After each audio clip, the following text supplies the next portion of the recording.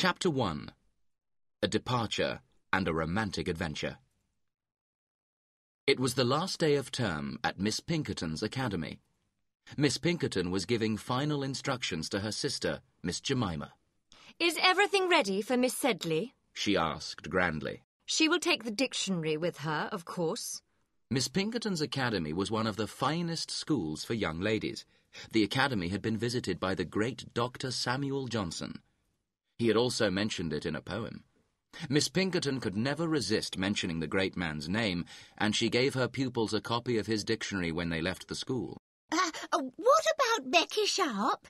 Miss Jemima now asked. Shall I give her a copy of the dictionary too? "Becky Sharp?" Miss Pinkerton exclaimed angrily. "We won't waste the dictionary on her." Becky Sharp was an orphan. Her mother, a Frenchwoman, had died some years previously. She had taught Becky French. Her father had been the school's art teacher.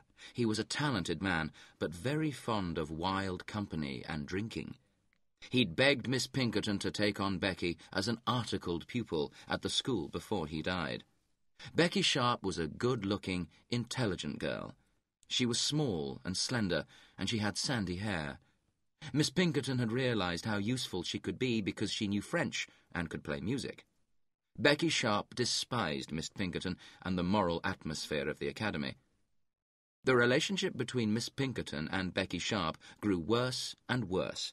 Both of them were glad when the girl obtained a post as governess to Sir Pitt Crawley. Amelia Sedley was the daughter of a rich London stockbroker. She was a pretty girl, and she had healthy red cheeks and a warm smile. Everyone loved her because she was patient and kind. Amelia had asked Becky to stay at her family's house for a week when they left school. Soon the two girls had said goodbye to the headmistress, and they went out to the carriage. Just as the carriage began to move, Miss Jemima ran up to the window. Stop! She cried out excitedly. She pushed 2 parcels through the window. Some sandwiches, my dears. She told the 2 girls. And a book for you, Becky. She went on. Johnson's dictionary, you know. You can't leave without that. The good woman went back into the garden. She had defied her sister for once, but she was sure she'd done the right thing. The carriage drove off. Miss Jemima was horrified to see Becky Sharp lean out of the window and throw the precious dictionary back into the garden. Mr. and Mrs. Sedley were delighted to have their daughter back home, and they gave a kind welcome to her friend Becky as well. Amelia's older brother, Jos, was also at home. He had recently returned on leave from India, where he had an important and lucrative post in the East India Company's civil service. Jos Sedley had lived a very isolated life in India, and he was terribly shy of women. He was also extremely vain and dressed in the latest fashion. This made him look rather ridiculous as he was very overweight. It did not take long for Becky Sharp to understand Jos, and a certain idea began to take shape in her mind. She hated the prospect of working as a governess. That night, at dinner, Becky Sharp paid particular attention to Jos. He was flattered by the looks she gave him, and blushed frequently. Mrs. Sedley had had a curry prepared for her son, and Becky was offered some. "I must try some," she said. "I'm sure it's very good, if it comes from India." Old Mr. Sedley smiled quietly. He understood her sudden enthusiasm for India and curry. "Is it good?" he asked her softly. "Excellent," Becky gasped. "Try a chili with it," Jos suggested. "A chili?" Becky said faintly. The word chili sounded so cool that she took a whole one. It was hotter than the curry. In a moment she was red in the face. She could hardly breathe. "Water!" she cried. "Water, for heaven's sake!" Mr. Sedley laughed aloud. Even Jos laughed. Becky was furious, but she took the joke in good spirits. Mr. Sedley took his son aside after dinner and gave him a little advice. "That girl's determined to marry you," he said. "Nonsense," Jos replied, but he was very flattered. Jos began to think about Becky more and more. Soon he was convinced that he was in love with her. His behaviour towards her became stranger and stranger as he struggled against his shyness. Becky thought he was in love. Perhaps he might ask her to marry him. The future looked bright for her. There were two other frequent visitors to the Sedley household during Becky Sharp's stay there. They were two young army officers, William Dobbin and George Osborne. One evening, all the young people decided to go to Vauxhall Gardens together. Amelia was very excited because she was in love with George Osborne. He was a good-looking young man, and he was Mr. Sedley's godson.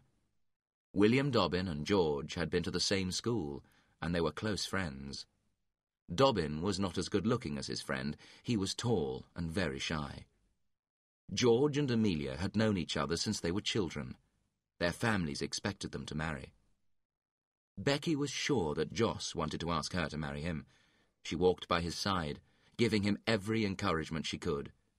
Joss himself was sure that he wanted to ask her to marry him, but he did not know how to approach the issue. At last the party decided to eat something at the restaurant in the Vauxhall Gardens. Joss ordered a magnificent meal and the best champagne. He ate and drank more than anyone else. Then he ordered a bowl of punch. It was the custom at Vauxhall to drink punch. It was the punch that was responsible for the whole of this story. If Joss Sedley had not ordered it and then drank most of it, he would have proposed to Becky Sharp, and that would have been the end of the story. As it was, the more he drank, the more cheerful he became. He began to sing, and this made people laugh. George Osborne was embarrassed. I think we should leave, he told the girls. They stood up to go. Stop, my dearest diddle, diddle, darling. Joss cried out to Becky. He seized hold of her waist. Becky could not free herself, and Joss held on to her tightly and resumed his song. Dobbin succeeded in freeing the unfortunate Becky. He took Joss back to his lodgings, and George Osborne took the girls back home. Becky and Amelia were sure that the moment had come for Joss to propose to Becky, after his behaviour the night before. Joss, meanwhile, woke with a terrible headache. He did not remember everything that had happened the night before, but he was terribly ashamed of himself. He did not have the courage to see Becky again. He wrote a note to Amelia saying that he was leaving London and asking her to apologise to Becky for his behaviour. It was the end of Becky's hopes of marriage. She knew now that she had to take up the post of governess with Sir Pitt Crawley and his family.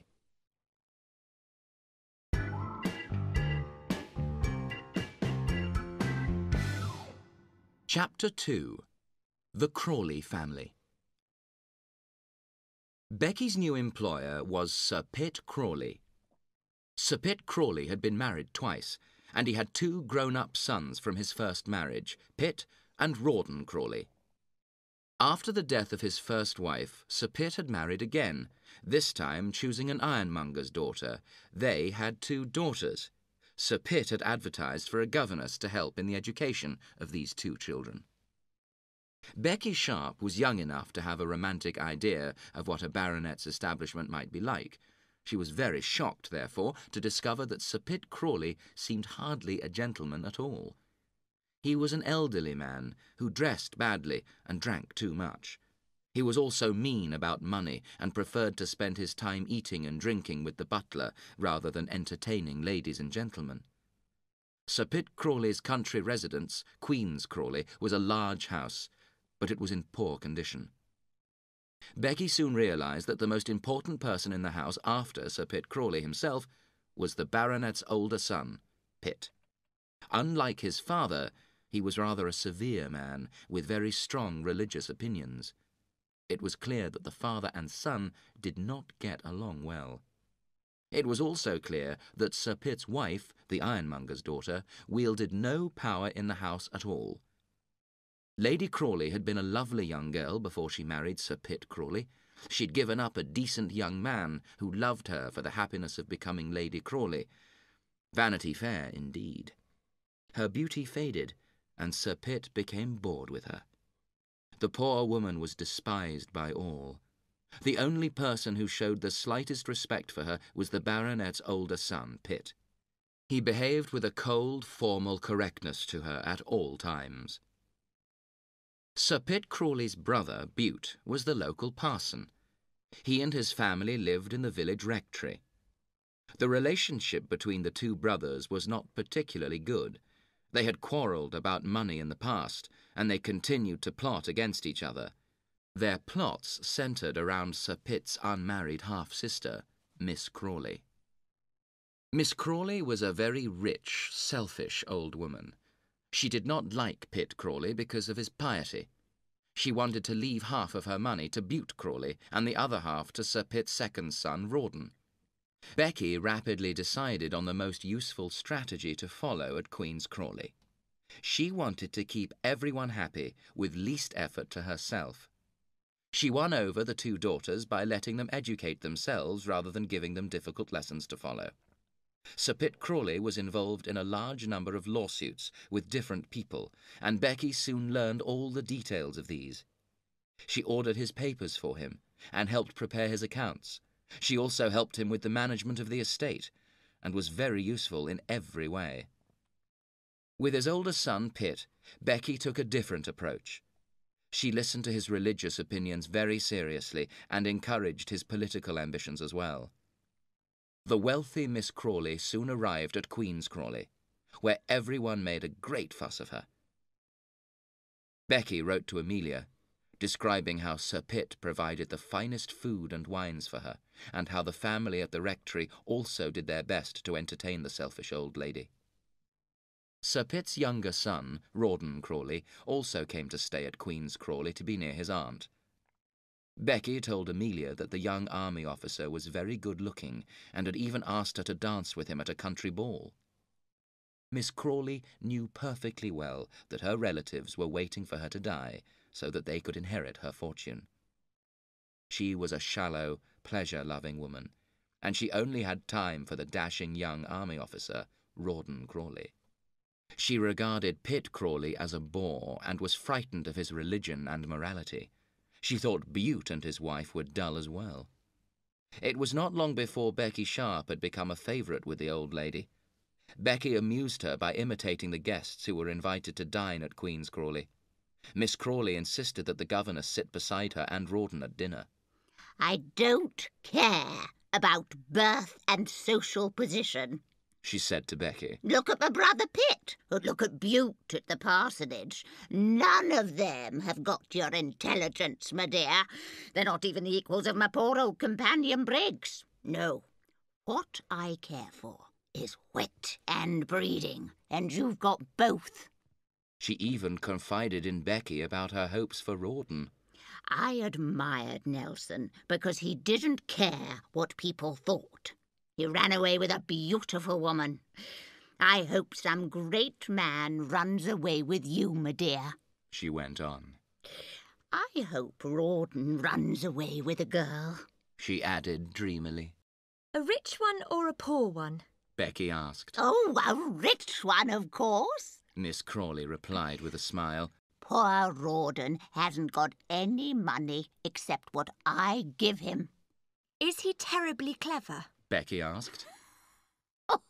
Clever? The old lady laughed. Rawdon hasn't got an idea in his head, but I want him to succeed. He's so delightfully wicked. Although Becky told Amelia in her letter that Rawdon had danced with her, she did not tell her friend everything about the young army officer's behaviour towards her. One evening, when Becky was playing the piano, Rawdon stood close to her, bending over the music. He had even written her a note while she was singing after dinner once, and hidden it in her music book. Becky picked up the note and dropped it into the fire. What's that, my dear? Miss Crawley asked sleepily. A false note, Becky replied with a little smile. Rawdon blushed furiously.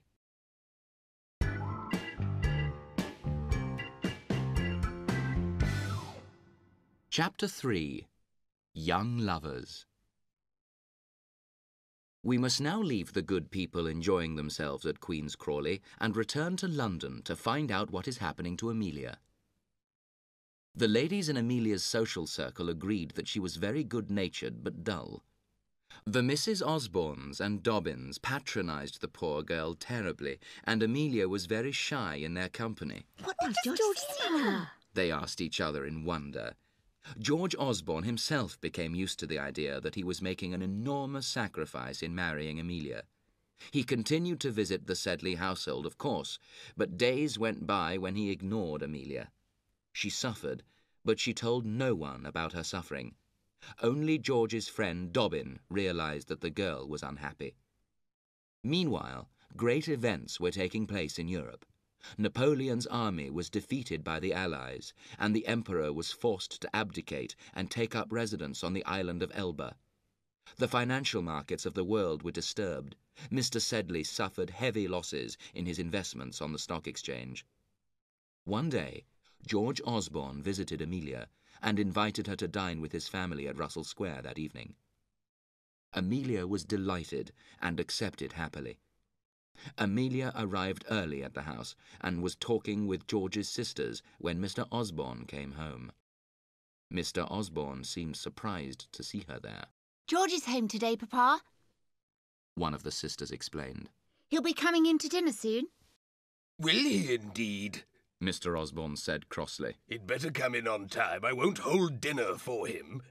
Mr. Osborne sat down gloomily. When the clock struck the usual time for dinner, he rang for the butler. Dinner, he ordered angrily. Mr. George isn't in yet, the man replied. Damn Mr. George, sir. I'm the master here. Mr. Osborne commented angrily. Dinner, I say. The ladies looked at each other in fright. Dinner was a silent affair. Mr. Osborne said nothing, and no one else knew how to make conversation.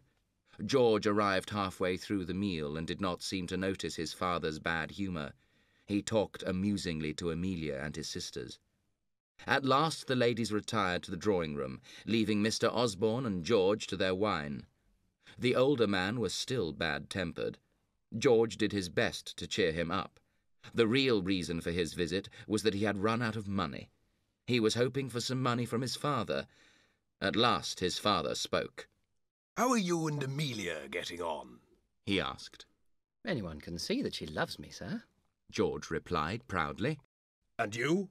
His father asked sharply. What about you, my boy? George laughed easily.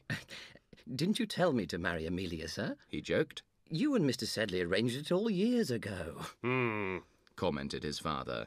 Haven't I heard about you and your wild amusements with Captain Crawley and that set? You should be careful, sir. Mr. Osborne was secretly delighted that his son was mixing in such aristocratic company. He was very ambitious for George. Well, well, he went on. I suppose young men will be young men. I'm glad you live in the best society of England. One can't live in that kind of society for nothing, you know. George said quietly. Don't worry about money, my boy. Mr. Osborne interrupted him. My money's as good as theirs. Call on Mr. Chopper in the city tomorrow. He'll have something for you. Thank you, sir. You could marry higher than Amelia, you know, Mr. Osborne told him. I don't like the look of Sedley's affairs. There are rumours about his losses. If I don't see Amelia's £10,000, you won't marry her. I won't have any lame ducks in my family. George was very attentive to Amelia when he went to join the ladies after his talk with his father. She remembered long afterwards the pleasure of that evening with him. George hurried off to the city the next morning and obtained a document from Mr. Chopper. Then he hurried to the bank. He noticed that Mr. Sedley was also in the bank, but he was too excited to notice the grim look on the older man's face.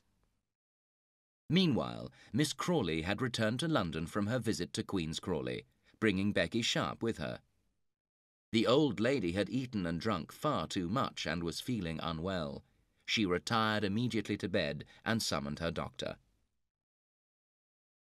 Captain Crawley was one of the first people to arrive at her house to ask after her. He received gloomy reports from the maid and from Miss Briggs, her companion.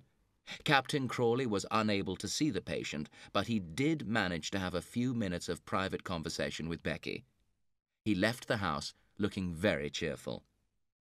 Miss Briggs tried to gain admission to the sick lady's bedroom, but was refused.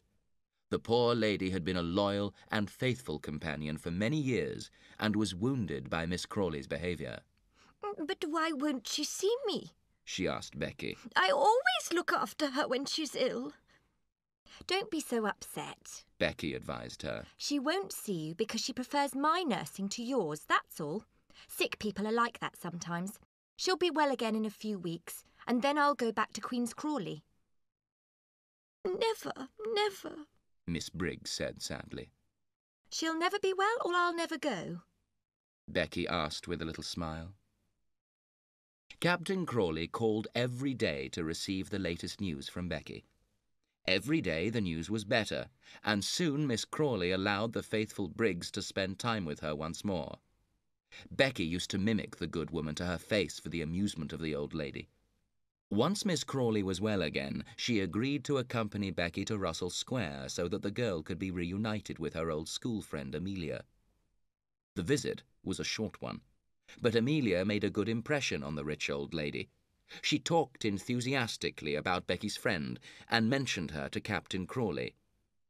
Becky was quick to explain that Amelia had a fiancé, a certain Lieutenant George Osborne. What regiment is he in? Rawdon asked. I don't recall, Becky replied. but his captain's name is Dobbin. I know Dobbin. Rawdon told her. And I know Osborne too, now that I think of it.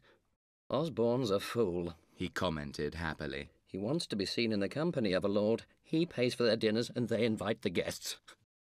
Pretty guests. Becky suggested with a smile. Quite right, Miss Sharp. Rawdon laughed. Very pretty guests indeed.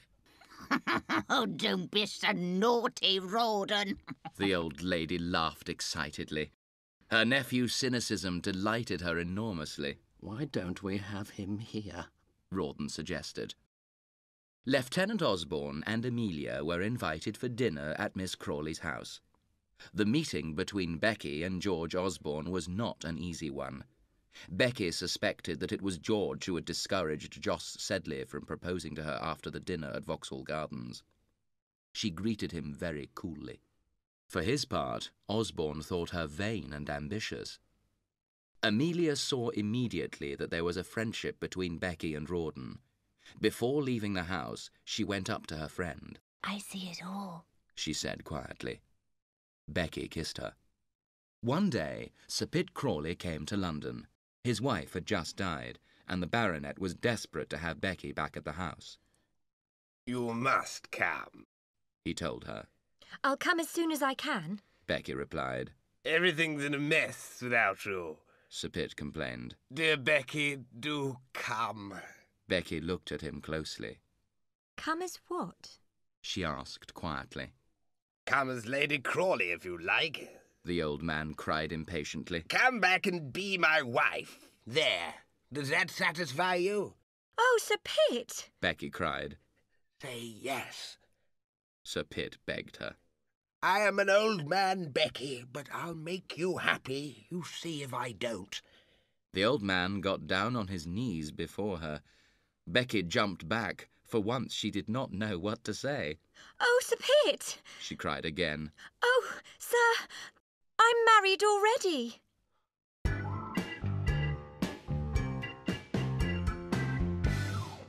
Chapter 4. A Family Bankruptcy. Miss Briggs happened to be passing the room where the interview between Becky and Sir Pitt was taking place. She heard both his offer of marriage and Becky's refusal of it. She did not stay long enough, however, to hear the reason for the refusal, that Becky was already married. Miss Briggs carried the exciting news to Miss Crawley. Miss Crawley was impressed that Becky had refused the baronet and secretly relieved. She talked the matter over with Briggs, and the two women agreed that Becky must be in love with someone else. Find out who it is, Miss Crawley ordered her companion. Becky admitted to Miss Briggs that she was in love with someone else, but she refused to tell Briggs who the man was. She did not tell Miss Crawley either when the old lady interrogated her. You will know soon enough, my dear, she said. That evening, when she was alone in her bedroom, she wrote a letter.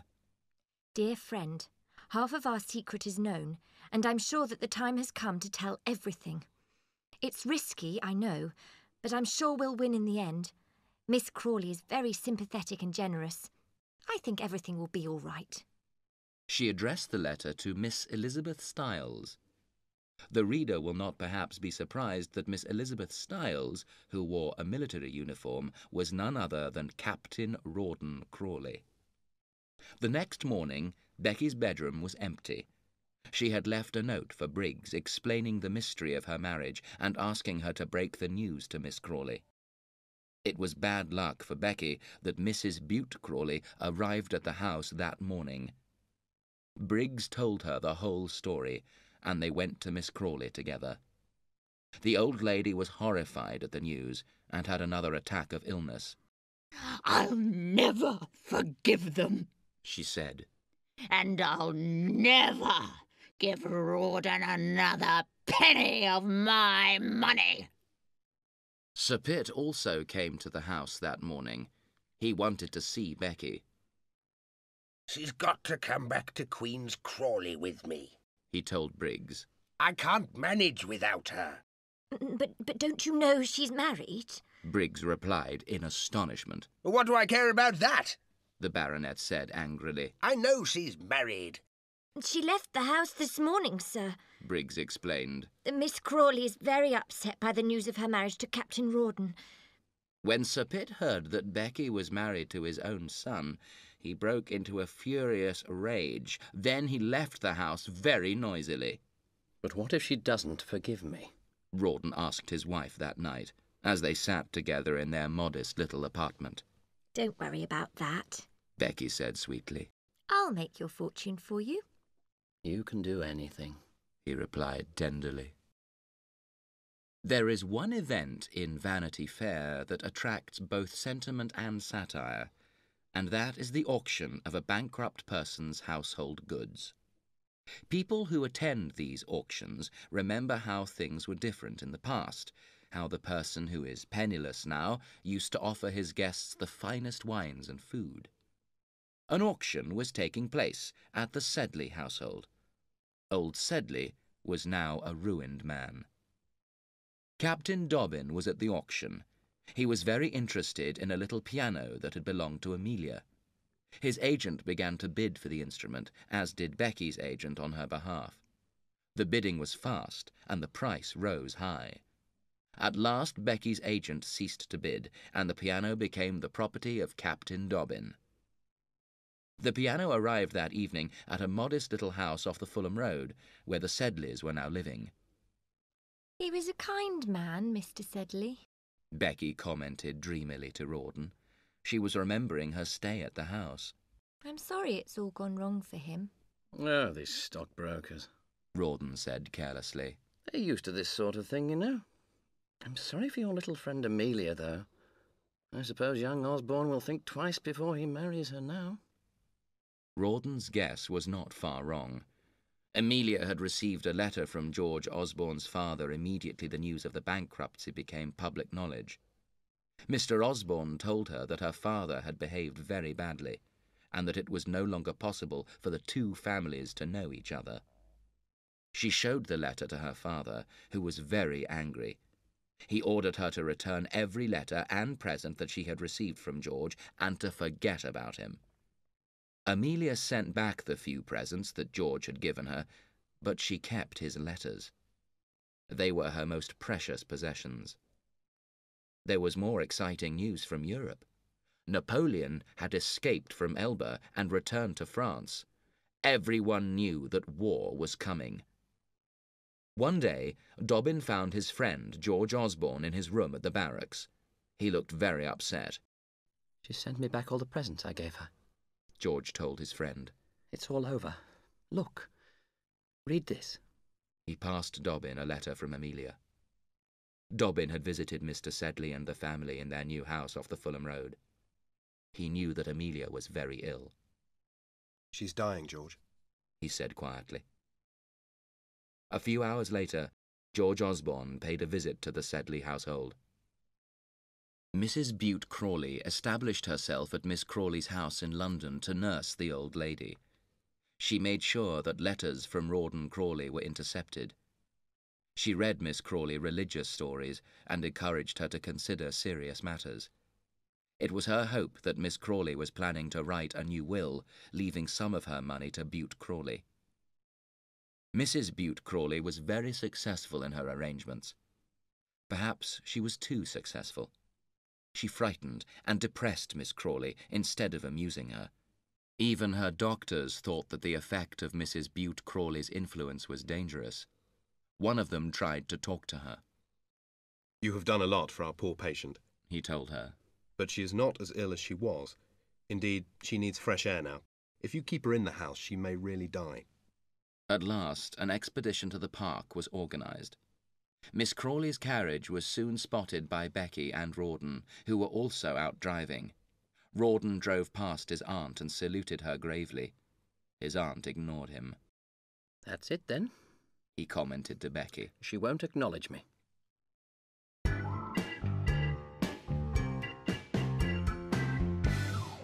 Chapter 5. A Wedding and a Disinheritance. Captain Dobbin now found himself in a very painful and difficult position. He could see that George was less and less keen to marry Amelia, and he realised that he himself was falling in love with her. She will die if George does not marry her, He thought. He determined to make sure that the wedding went ahead. George and his father, meanwhile, had quarrelled bitterly. Mr. Osborne wanted his son to marry a rich girl. George, however, who had been influenced by Dobbin's account of Amelia's sufferings, promised to be true to his word. I'll have no beggars in my family, sir, His father roared. Marry Amelia and you leave this house forever. You leave it a penniless man, I tell you. I've done it, Dobbin. George told his friend afterwards. Done what? Dobbin asked. I've told my father. George informed him. I'll marry her tomorrow. I love her more and more each day. One morning, a quiet wedding took place in London. Amelia was the bride and George the bridegroom. The best man was the faithful Dobbin. Jos Sedley was also in attendance, as was Mrs. Sedley. Mr. Sedley did not attend the ceremony. George and Amelia went to Brighton for their honeymoon. They were accompanied by Jos Sedley. Here they met up with Captain Crawley and his wife. Jos was now wearing military-style clothing in honour of the coming war, and George and Captain Crawley teased him about it. The two couples spent most of their time together. The gentlemen had their own amusements after dinner. They usually played billiards or cards, and this allowed Captain Crawley to acquire some much-needed ready money. One day, Dobbin came down to Brighton to see his friends. He greeted them in a friendly way, but his face was serious. What's the news? George asked eagerly. What does my father say? I'll tell you everything later. Dobbin said quietly. The really important thing is... Come on, tell us. George cried excitedly. The campaign's started. We're going to Belgium, old boy. O'Dowd's in command. We leave next week. It was true that Dobbin had been to see Mr. Osborne to break the news of his son's marriage to Amelia. The interview had not been a success. Mr. Osborne was furious at his son's disobedience and furious with poor Dobbin as well for having encouraged the match.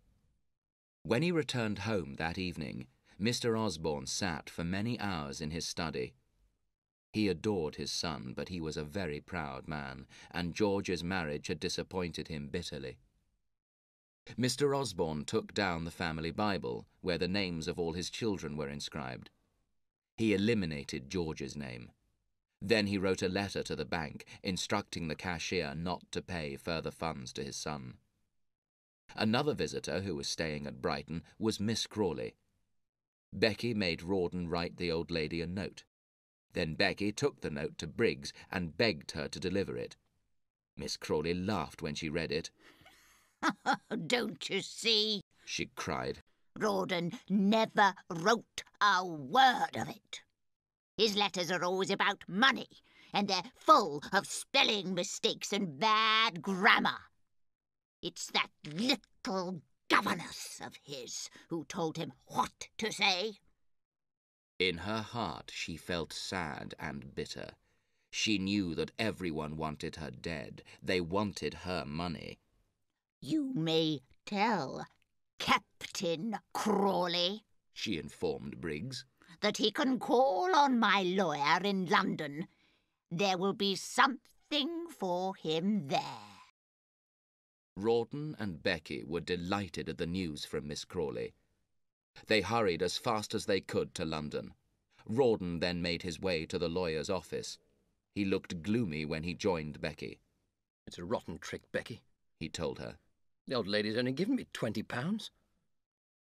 The joke was too good for Becky to resist. She looked at Rawdon's serious face and burst out laughing.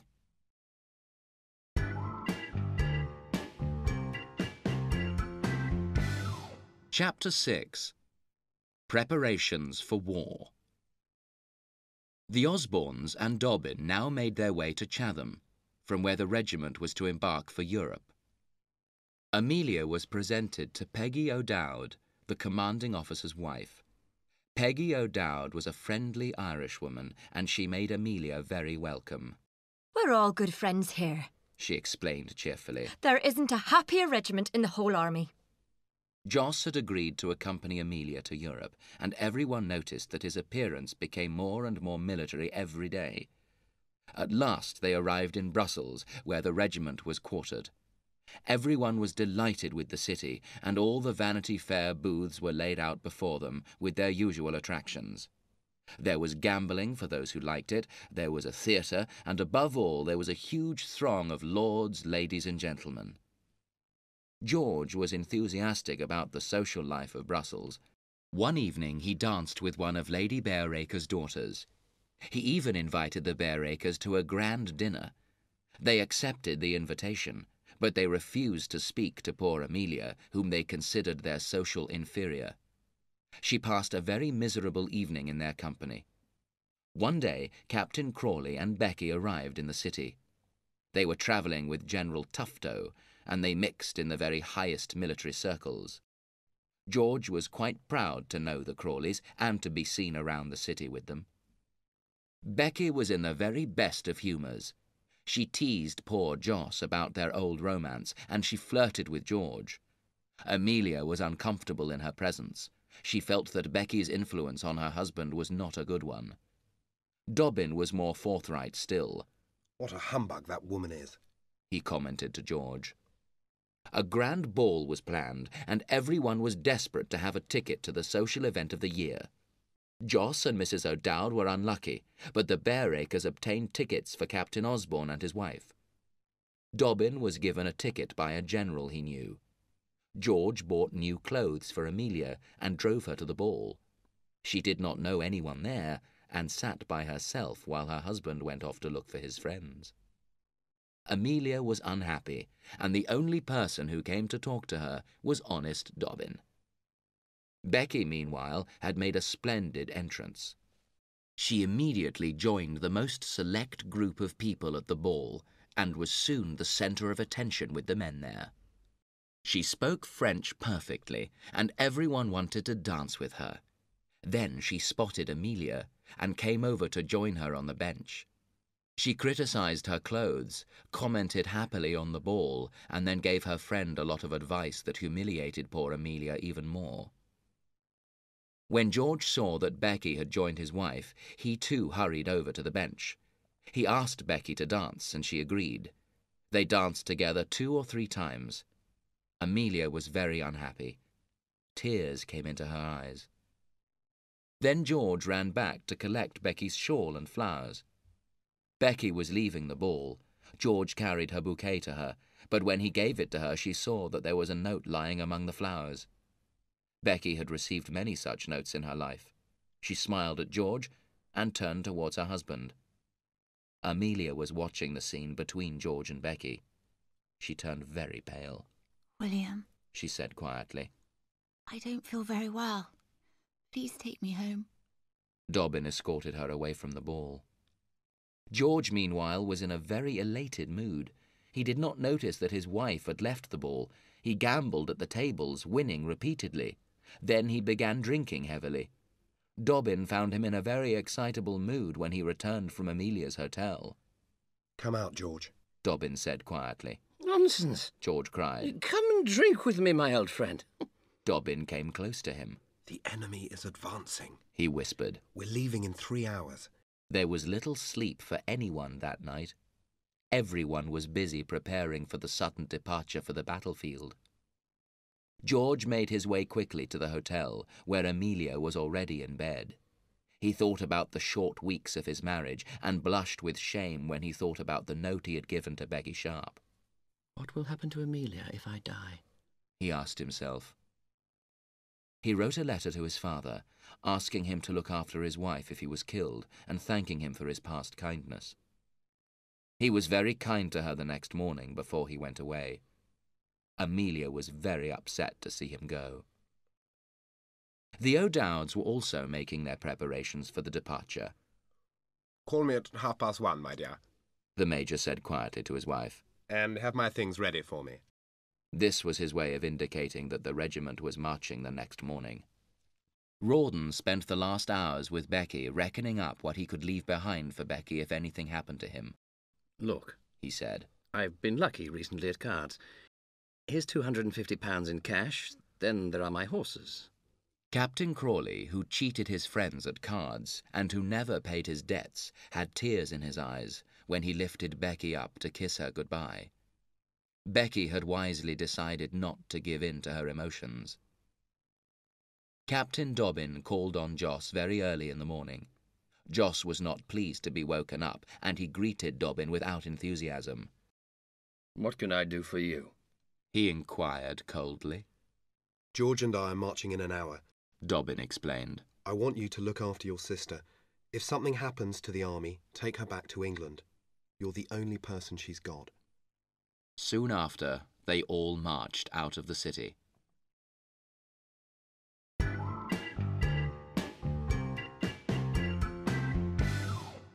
Chapter 7.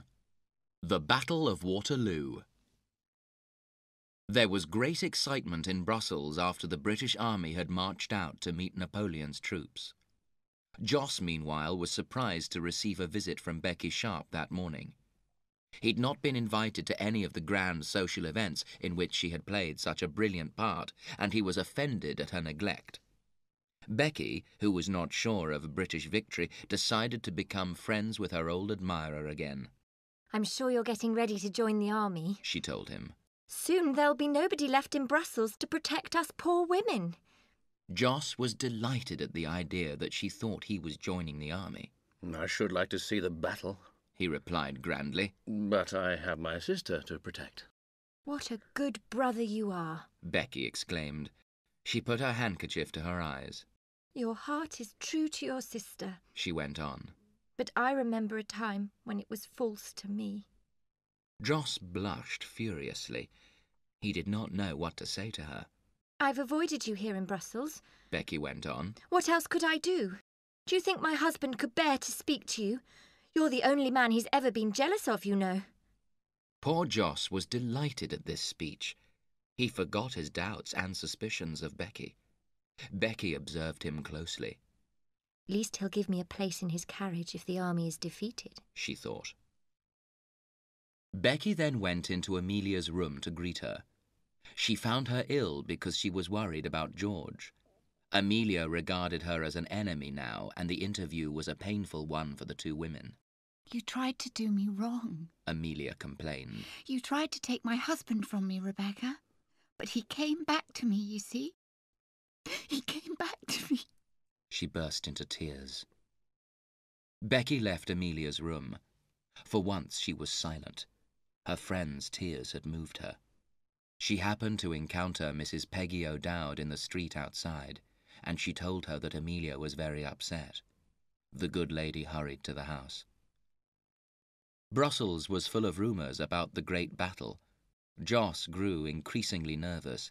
He was not a brave man, and what he heard from his servants frightened him. He began to think about leaving the city. He told Amelia that he thought it was best to prepare to leave, but she refused to listen to him. That night, Joss's fears increased to panic. Some Belgian soldiers had retreated into the city, and one of these took refuge with the maid in Joss's house. The young soldier was tired and hungry, and he told terrible stories about the defeat of the British army. The Duke of Wellington is a prisoner, he said, and the whole army is in flight. Napoleon has won. Joss had come into the kitchen to hear the soldier's account, and he was now wild with terror. He changed out of his military-style clothes as quickly as he could and ordered his servant to prepare the carriage. "There are no horses left in Brussels, sir," the servant told him. Joss dashed into the street. He ran to all the hotels in a desperate search for horses. In one hotel he saw Lady Bareacres and her daughters sitting in a carriage. They, too, were waiting for horses. Lady Bareacres was also desperate to abandon the city. This proud lady, who had refused to acknowledge Becky when they passed on the stairs, now came to ask her to sell Captain Crawley's horses. "I won't sell you my horses, my lady," Becky told her proudly. "not for the 2 largest diamonds you wore at the ball." Just then, Becky caught sight of Joss entering the hotel. The frightened expression on his face told her everything. "He will buy my horses," she decided. Joss and Becky were soon in earnest conversation together. The price she asked for the horses was a huge one, but Joss was so terrified that he agreed to pay. Joss now told his servant to prepare the horses. He had decided to ride out of the city as soon as he could. He went back once more to Amelia to persuade her to come with him. "Emmy, I'm leaving today," he told her. "and you must come with me. There's no time to lose." "You're a coward, Mr. Sedley," Peggy O'Dowd told him quietly. "Never mind her," cried Joss. "Are you coming with me or not, Emmy?" Amelia was too ill to move. "Without my husband, Joss?" Amelia replied. Joss saw that it was useless. "Goodbye, then," he said in a rage, and left the room. A few minutes later, the 2 ladies saw him riding awkwardly down the street on one of Becky's horses, followed by his servant on the other. The noise of the great battle could be heard throughout the city all that day. At last the guns grew silent. The English had their victory. Darkness fell. Amelia was praying for her husband, who was lying on his face, dead, with a bullet through his heart.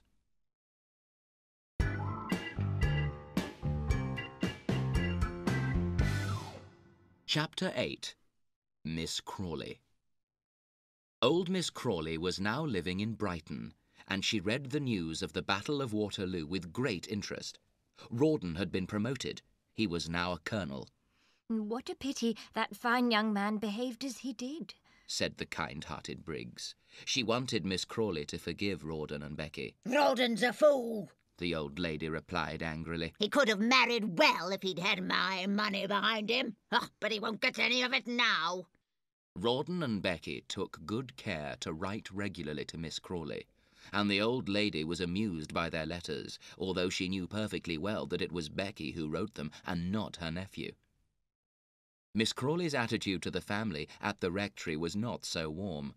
She'd been frightened by Mrs. Bute Crawley during her illness in London. Worse than that, she'd been bored by the rector's wife. Still, presents of farm produce arrived regularly at Miss Crawley's house in Brighton, with tender notes of affection from the family at the rectory. Rawdon's brother, Pitt, was also attentive to his aunt.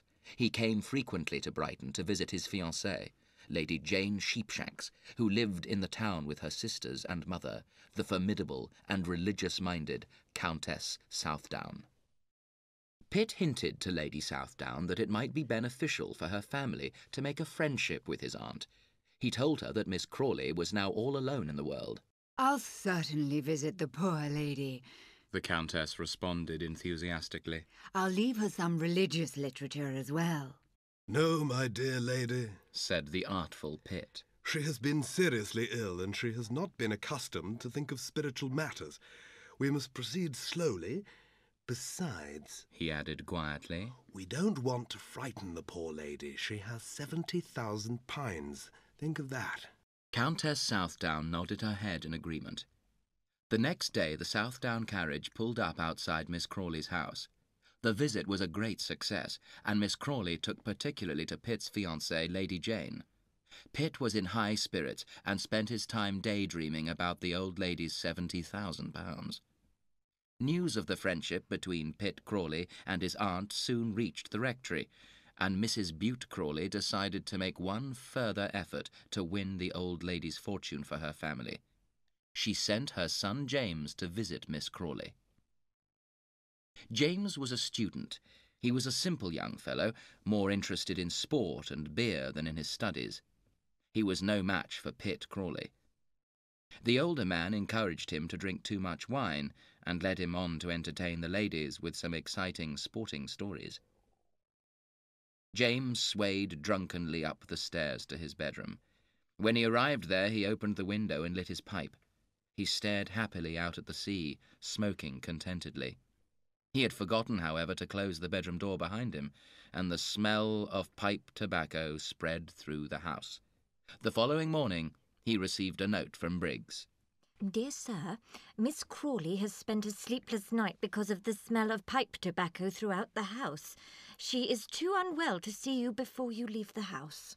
And so ended the Rectory family's hopes of receiving Miss Crawley's fortune.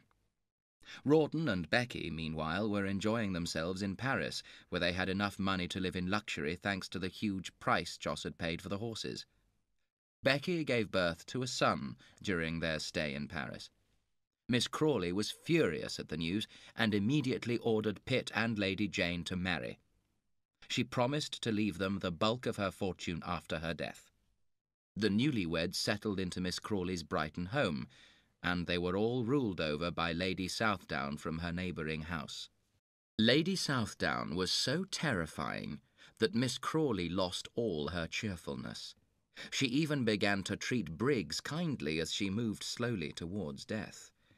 The old lady died, clinging in fear to Lady Jane.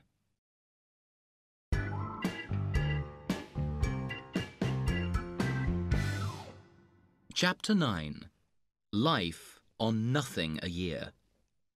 News was continually arriving in England of the terrible casualties of the Battle of Waterloo. The Osborne family learned of George's death. Old Mr. Osborne was grief-stricken, but he carried on his business as usual. He never mentioned George's name to anyone. One day, Dobbin's father, Sir William Dobbin, called at Mr. Osborne's house. "My son has sent me a letter for you," he explained.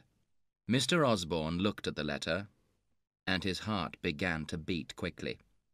The writing was his son's. It was the letter George had written before leaving Amelia in Brussels. Mr. Osborne suffered greatly in this period. He travelled to Belgium to visit the site of the historic battlefield, and he saw George's burial place. One evening, as he was coming back into Brussels, Mr. Osborne saw a carriage driving towards him. An officer was riding by the side of it. Mr. Osborne was surprised to see that one of the occupants of the carriage was his son's widow, Amelia, and that the officer on horseback was his son's friend, Dobbin. Amelia was pale and withdrawn, and did not notice her father-in-law. He, however, gazed at her in fury and hatred. A few minutes later, Dobbin rode up to Mr. Osborne's carriage. He held out his hand, but Mr. Osborne refused to take it. I have a message for you. I am the executor of George's will, and am therefore responsible for his widow's welfare. Are you aware how little money he left her? Dobbin explained that Amelia was expecting a child. He tried to persuade Mr. Osborne that the time for hatred and bitterness was gone, and that Amelia needed his support. I have promised to have nothing to do with that woman, sir, Mr. Osborne commented angrily. I shall not change my mind. Months now passed, and Amelia gave birth to a son. The loyal Major Dobbin was constantly in attendance upon her, and brought her back to her parents' house in England. He became the baby's godfather. The poor girl was so depressed by the death of George that she did not seem to notice the Major's kindness to her. Dobbin, however, never dared to mention his love to her. He knew that Amelia was loyal to her husband's memory. One day, the Major came to Amelia's house, looking particularly serious. I'm going away, he told her. I shall be gone a long time. You'll write to me, won't you, my dear? I'll write to you about little Georgie. Amelia replied with a smile. How kind you've been to us, dear William. 3 or 4 years after their triumphant stay in Paris, Rawdon Crawley and Becky were living in a fine little house in Curzon Street, Mayfair. They entertained their friends splendidly, yet there were few of their friends who did not sometimes wonder how Colonel Crawley managed to live so well. He did not seem to have any income at all. There are many people in Vanity Fair who succeed very well on nothing a year, The Colonel, for example, was an excellent card player and excelled at billiards and other games of chance. He spent many evenings playing against his friends, and his winnings provided him and Becky with the small amounts of cash they required. For the rest, the couple lived on credit, as many others in Vanity Fair are obliged to do. The house in Curzon Street belonged to Mr. Raggles, who had previously been Miss Crawley's butler. After leaving Miss Crawley's service, Mr. Raggles and his wife had bought a shop selling foodstuffs. They worked hard and saved their money carefully. After many years, Mr. Raggles was able to buy the little house in Curzon Street.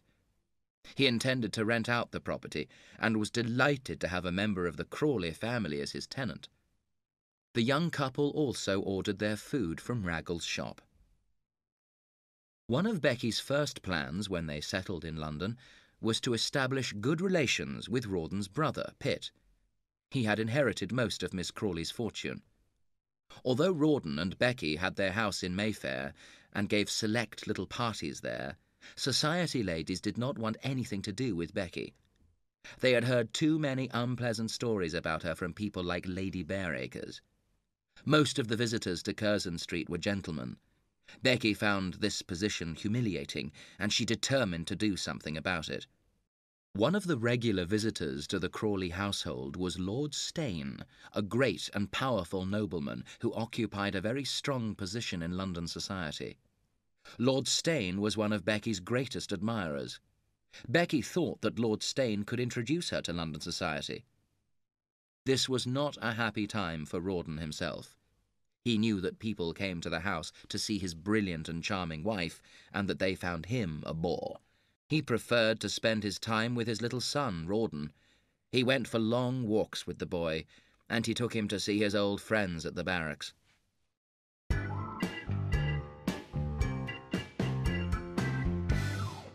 Chapter 10. Misleading Letters. Jos Sedley returned to India after his adventures in Brussels. He sent a small amount of money to his parents to maintain their modest little house in Fulham. The Sedley household lived in a very small way. Old Mr. Sedley tried various little business schemes in an effort to recover his fortune, but all of them came to nothing. Amelia herself had no thoughts for anything except her son. The family received few visitors now that Dobbin was abroad again, although the local curate at the church where they worshipped called quite often. People said the reason for his calls was Amelia, but she took little notice of the young man.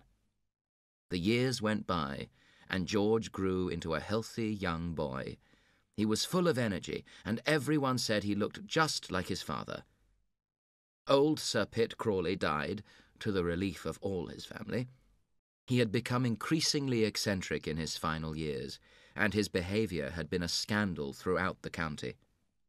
His son Pitt inherited the property and the title, and as he'd already inherited Miss Crawley's fortune, he was now a man of substance and importance.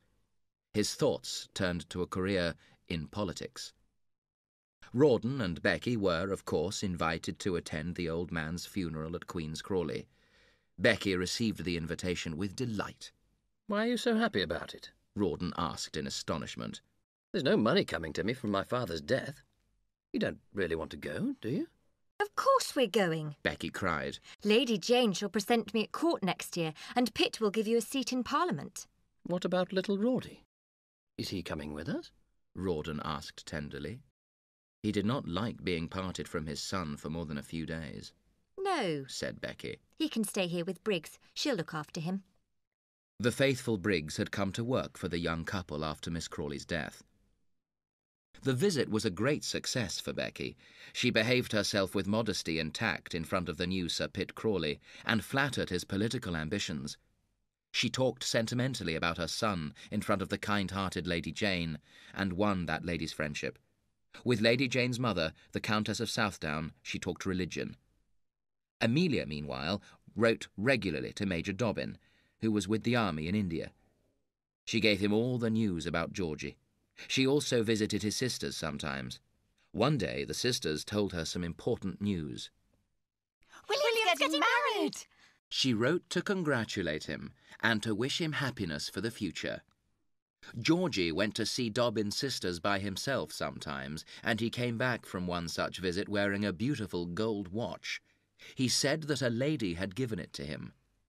Amelia guessed that the lady was a member of the Osborne family. In fact, it was George Osborne's sister, who had also been visiting the Dobbin sisters. When Miss Osborne arrived home that afternoon, she told old Mr. Osborne that she had seen Georgie. He looks just like his father, she said tearfully. The old man did not reply, but he went very red in the face and began to shake with emotion. He still hated the Sedleys, but he wanted to see his grandson. Slowly a plan began to form in his mind. Dobbin was astonished to receive Amelia's letter, congratulating him on his coming marriage.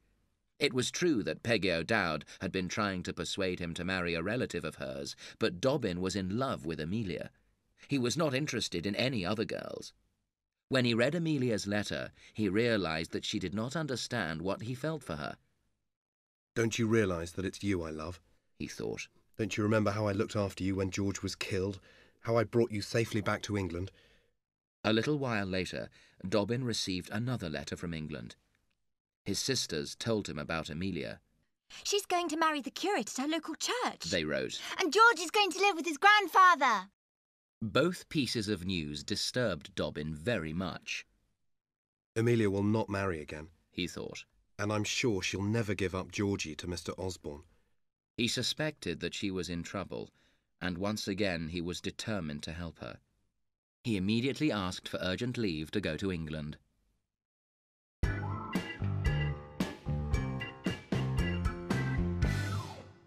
Chapter 11. Amelia Makes a Sacrifice. Becky was now back in London preparing Sir Pitt Crawley's house for his return there. Sir Pitt knew that Rawdon and Becky were very poor. He was very fond of money, however, and did not offer his brother any.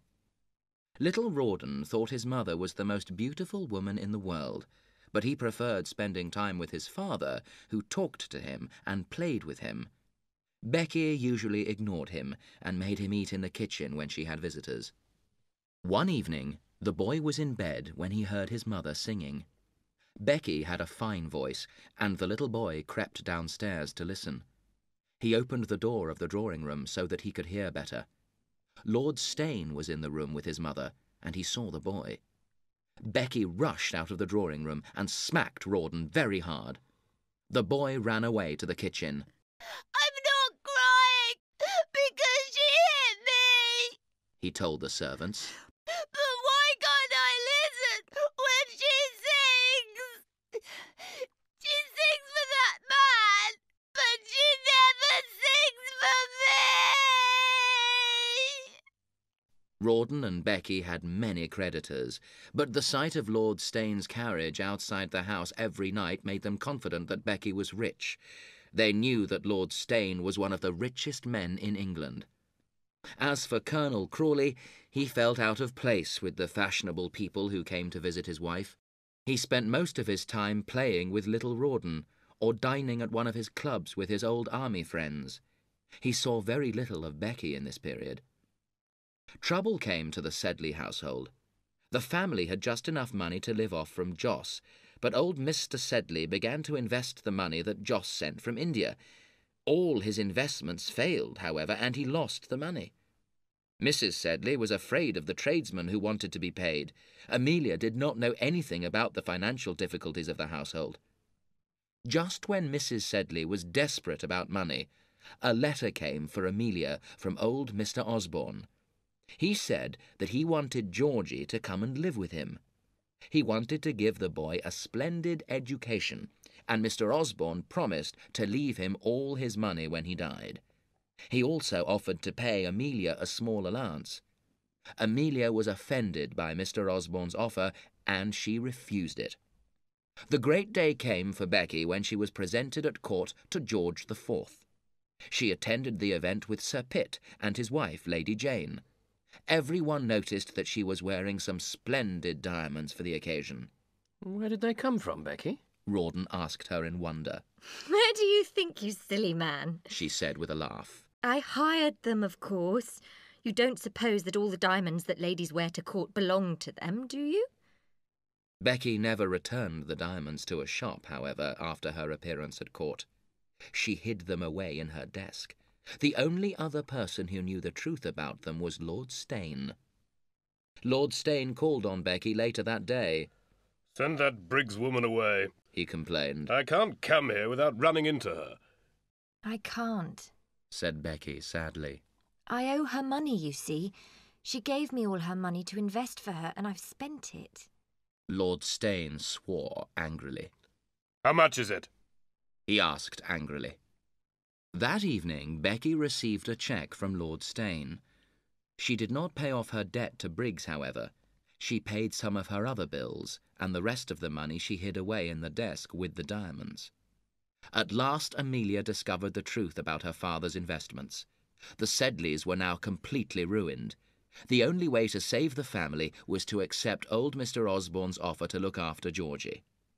The boy himself was quite excited at the idea of going to live with his rich relatives. He did not realize how much his mother suffered at the change. It nearly broke her heart to see the boy go off to his new home, but there was nothing else she could do.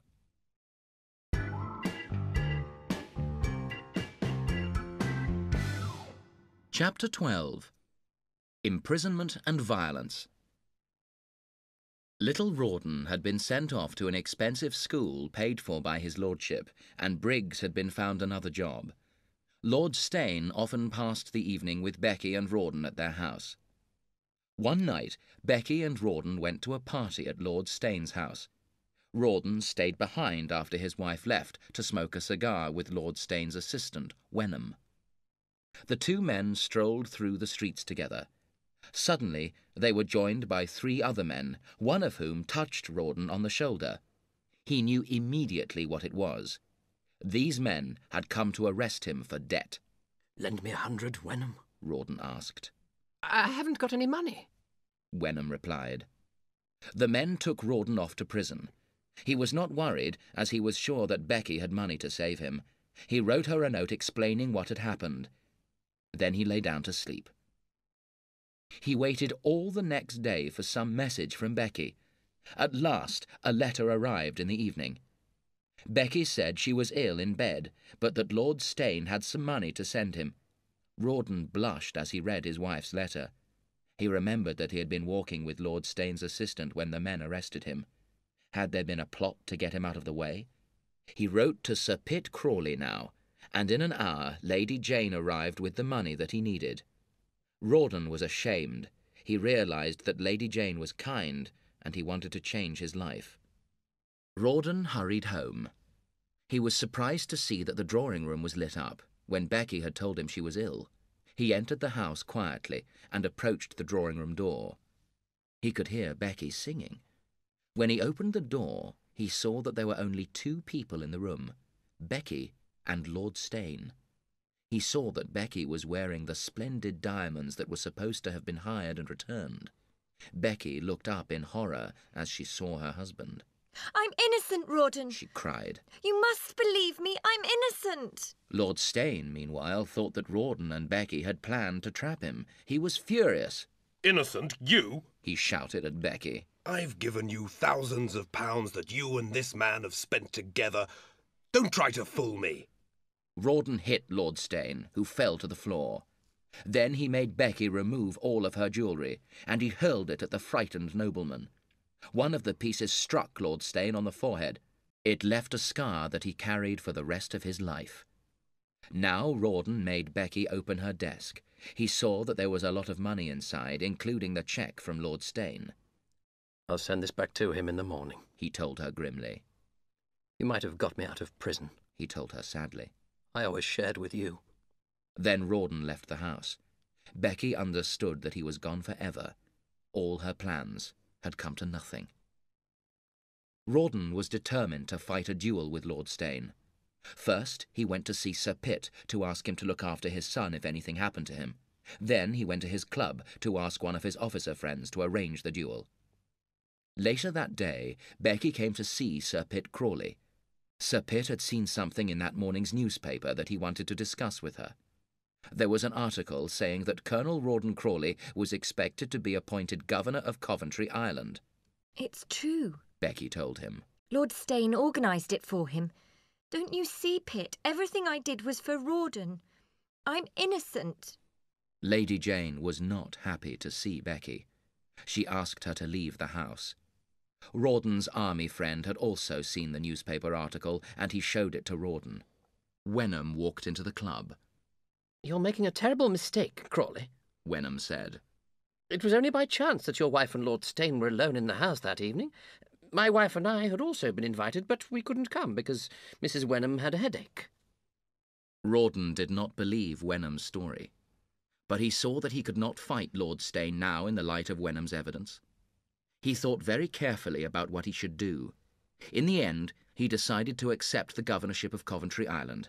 He wrote very regularly to Little Rawdon from there, but he never contacted his wife again. Little Rawdon spent his school holidays with Sir Pitt and Lady Jane. Becky herself was now ruined. Her servants and creditors all demanded to be paid, and Mr. Raggles took his house back. He was ruined as well. Thus Vanity Fair makes other people pay for its pleasures. Becky fled the country.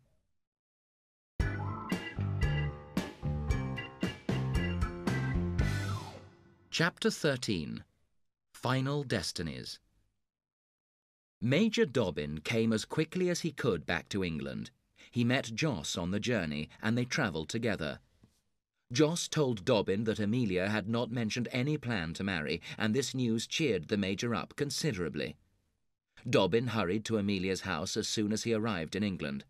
There he learned that Mrs. Sedley had died, and that Georgie was now living with Mr. Osborne. Georgie was happy in the old man's house. He did not think often about his mother. He did not understand her pain.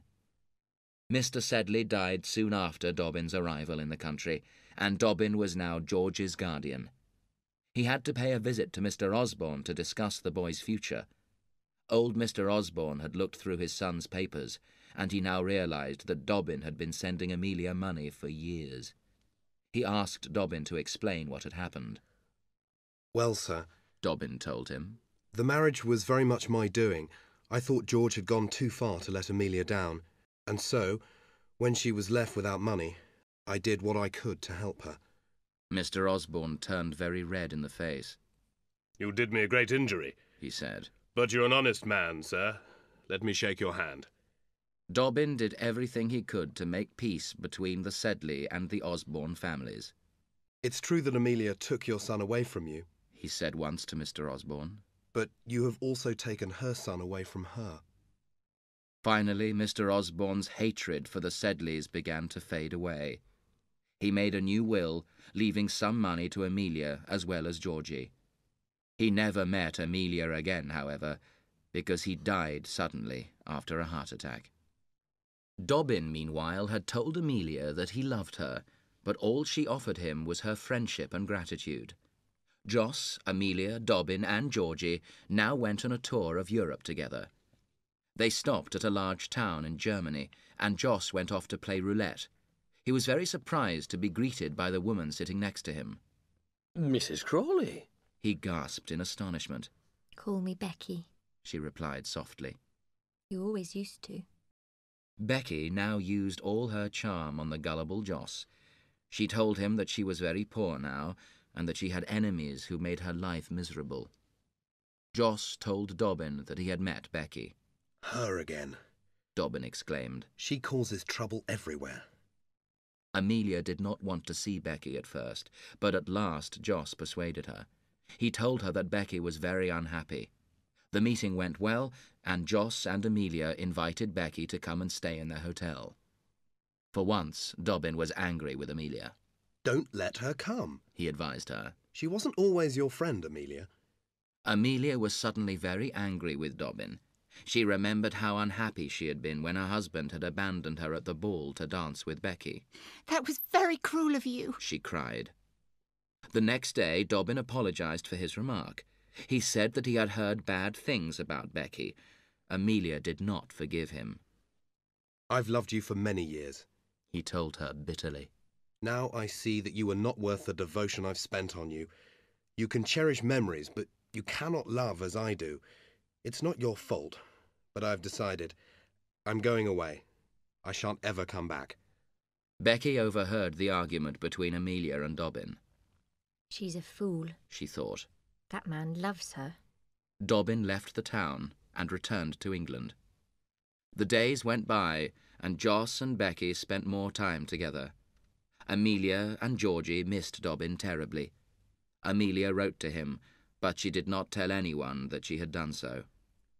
You must go away from here, Becky told Amelia. You must go away and marry again. You must accept your faithful friend. I shall never marry again. Amelia told her. I have tried, but I can't forget George. He was the only man in my life. Becky gave her friend an old letter. Amelia was astonished to recognize George's handwriting. It was the letter he had put among Becky's flowers the night of the dance in Brussels. He had asked Becky to run away with him. At first, Amelia cried when she thought about her faithless husband. Then she began to remember Dobbin and his constant love for her. She realized that she was free to love Dobbin now. Soon Amelia and Dobbin were happily married in England. At last Dobbin had married his true love. They went to live near Sir Pitt and Lady Jane. The two families became great friends. Joss remained in Europe with Becky. There were rumours that Joss was ill and that he had taken out a huge insurance policy on his life. Amelia was worried about her brother and asked Dobbin to find out what was happening. Dobbin discovered that Joss and Becky were in Brussels. He managed to see Joss without Becky knowing about his visit. Joss looked unwell and he seemed frightened. Don't let Becky know you've been here, he begged Dobbin. I'm afraid of her. Come away with me now, Dobbin suggested. But it was no good. Joss could not bring himself to leave Becky. 3 months later, Joss was dead. The circumstances were suspicious, and at first the insurance company refused to pay the sum due on his life policy. The company had no evidence that Joss's death was due to unnatural causes, however. In the end, they paid the money. Becky, who now called herself Lady Crawley, settled in England once more. Her husband Rawdon died of yellow fever on Coventry Island 6 weeks before the death of his older brother, Sir Pitt Crawley. The whole Crawley estate thus came to Becky's son, who became Sir Rawdon Crawley. He always refused to see his mother, but he made her a generous allowance. Amelia and Dobbin saw Becky once again when they were in London with their children. Becky smiled as Dobbin and Amelia grabbed their children and walked quickly away from